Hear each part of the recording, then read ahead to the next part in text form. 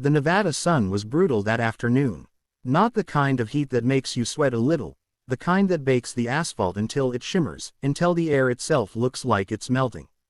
It was the kind of day where rich people stay inside their air-conditioned mansions and poor people work outside anyway, because bills don't care about the temperature. Marcus Webb had been working since 5 a.m. He was 28 years old, built like someone had carved him out of solid discipline.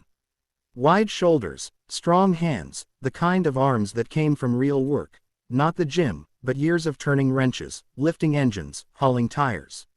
He wore white overalls and yellow work gloves, and right now, he was crouched beside a black luxury sub on the side of Route 15, just outside Las Vegas, fixing a flat tire for a roadside assistance call he'd picked up 20 minutes ago. It was a routine job. At least, it was supposed to be. Marcus had his tools laid out perfectly on the ground. Lug wrench, jack stand, socket set, all organized the way his grandfather had taught him. A man who respects his tools respects his craft, the old man used to say. Marcus had never forgotten that. He was almost done. The spare was right there. 5 more minutes and he'd be back in his truck. That's when the silver Escalade pulled up behind the black SUV. Then another car. Then another. 3 vehicles total. And out of the lead car stepped 2 men in crisp white suits, dark ties, aviator sunglasses, the kind of men who look like they belong on the cover of a magazine or standing outside a nightclub telling regular people they're not on the list. They didn't say a word to Marcus. They didn't even look at him. And then she stepped out. Her name, as Marcus would later find out, was Victoria Harlow. She was tall, blonde, dressed in a fitted black dress that made it very clear she had never once worried about money in her entire life. She carried a small white designer bag that probably cost more than Marcus made in a month. Her heels clicked against the asphalt like little gunshots. She walked around the car, looked at the flat tire, looked at Marcus kneeling on the ground, and then said, loudly, clearly, with no attempt to lower her voice, "Oh good, at least someone useful showed up." One of the men in white suits snickered. Marcus kept working. He didn't respond. He never responded to comments like that on the job. It wasn't worth it. He just needed to finish the tire and go home. But Victoria wasn't done. She pulled out her phone, started recording him, and said, again, loud enough for everyone to hear, "Look at this. This is what happens when you don't go to college." She laughed. The 2 men laughed. Even her driver, still sitting in the car, seemed to chuckle. Marcus tightened the last lug nut. He took a slow breath. He stood up. And here is where the story changes. Because when Marcus Webb stood up, he didn't look like a man who had just been embarrassed. He didn't look angry. He didn't look hurt. He looked completely calm. The way only certain people look calm, people who have survived enough that regular insults just don't land anymore. He pulled off his work gloves. He reached into the front pocket of his overalls. He took out a business card. Not a mechanic's card. Not a roadside assistance card. It was matte black, raised gold lettering, the kind of card that costs $4 each to print because the person handing them out can afford it. It read, Marcus Webb, founder and CEO, Webb Automotive Group. Las Vegas, Phoenix, Houston, Atlanta. Victoria's smile faded. One of the bodyguards, because that's what they were, now that the situation was shifting, leaned over and looked at the card. His expression changed immediately. "Ma'am," he said quietly. That's Webb Automotive." Victoria blinked. "What?" "Webb Automotive Group. They own 14 dealerships across the Southwest. They just won the Nevada Business Excellence Award last year." Silence. See, what Victoria Harlow did not know, what she couldn't have known, looking at a muscular man in overalls kneeling beside her tire, was that Marcus Webb had started his first auto repair shop at 19 years old with $2,300 in savings and a used hydraulic jack he'd bought off Craigslist. By 22, he had 2 locations. By 25, he had 6. Now, at 28, Webb Automotive Group was valued at over $47 million. 14 dealerships, 3 service centers, a mobile roadside division, which is exactly how Marcus ended up on Route 15 that afternoon. Because Marcus still went out on calls sometimes. Not because he had to. Because his grandfather had told him, The day you're too important to do the work is the day you start losing yourself. So every month, Marcus picked up a few calls personally. No announcement, no camera crew, just him, his tools, and the road. He had been choosing to be on his knees. That was the part Victoria couldn't process. "You own Webb Automotive," she said. Her voice had completely changed. The confidence was gone. She looked suddenly very small in her very expensive dress. "I do," Marcus said simply.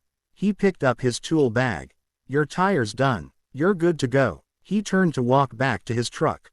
"Wait," Victoria said. I didn't know. I'm sorry. I shouldn't have said." Marcus turned around slowly. And this is the part that people who were there that day, including Victoria's own bodyguard, who would later tell the story to anyone who would listen, say they will never forget. Marcus didn't yell. He didn't lecture her. He didn't record her or post it anywhere or try to humiliate her the way she'd tried to humiliate him. He just said, quietly, "You didn't apologize because of what you said. You apologized because of who I turned out to be. And that's the saddest part." Then he got in his truck. And he drove away. What happened next? The bodyguard, whose name was Derek, and who had grown up poor in South Dallas and worked his whole life to get where he was, stood there for a long moment after Marcus's truck disappeared down the highway. Then he took off his sunglasses, looked at Victoria, and said, very quietly, "He's right, you know." Victoria didn't respond. She got back in her Escalade. The convoy pulled back onto the highway. Nobody said a word the entire ride back to Las Vegas. But Derek couldn't stop thinking about it. That evening, he looked up Webb Automotive Group on his phone. He read every article he could find. Forbes feature, Las Vegas Review-Journal profile. A long interview Marcus had given to a business podcast the year before, where he talked about growing up without money, working 3 jobs at 16, learning to fix cars in his grandmother's driveway because they couldn't afford a mechanic. Derek saved every article. Then he did something he hadn't expected to do. He emailed Webb Automotive Group. Not to complain, not to explain, just to say, "I saw your founder today on the side of the road. He handled himself with more class than anyone I've ever worked for. I just wanted someone there to know that." He didn't expect a response. 2 days later, Marcus Webb personally replied, "Derek, thank you for this. It means more than you know. If you're ever looking for a change, we're always looking for good people. M.W." Derek stared at that email for a long time. 6 weeks later, he was the new head of security operations for Webb Automotive Group's Las Vegas headquarters, making 40% more than his previous salary, with full benefits and a job that didn't require him to stand next to someone who looked down at other people for sport. The lesson nobody talks about. People shared the story online, because Derek told it, because someone at a gas station nearby had watched the whole thing from a distance and posted about it, and it spread the way honest stories sometimes do when people are tired of fake ones. The comments were full of people saying things like, "Karma," and "He showed her," and "That's what she gets." But Marcus, in a rare social media post a week later, said something different. He wrote, "People keep saying I won that moment on the highway. I didn't win anything. A woman I'd never met decided I wasn't worth basic respect before I'd spoken a single word. That's not about me. That's a weight she carries around every single day. I just happened to be there. The real story isn't about who I turned out to be. It's about who I already was, before she knew my name, before she knew my company, before she knew anything. I was already a person who deserved to be treated like one. So is everyone else kneeling on the side of the road right now. Whether they own 14 dealerships or none." That post got shared 2.3 million times. Victoria's side. This story wouldn't be complete without it. 3 months later, Victoria Harlow, in a move that surprised everyone, including people who knew her, sat down for a podcast interview and talked about that afternoon on Route 15. She didn't make excuses. "I grew up in a house where people were ranked," she said. "Ranked by what they wore, what they drove, what they did for work. I absorbed that without ever questioning it. And that afternoon, I did something cruel to a stranger on the side of the road because my brain had already decided he was beneath me. I was wrong. I was embarrassing. And the worst part is, I wouldn't have felt that way if he'd been wearing a suit. She paused. That's the thing I had to really sit with. Not that he was a CEO. But that it took finding out he was a CEO for me to feel ashamed. She donated $250,000 to a vocational training program in Las Vegas that helps young people from low-income families learn skilled trades, automotive repair included. Was it enough? Was it genuine? People argued about that online for weeks.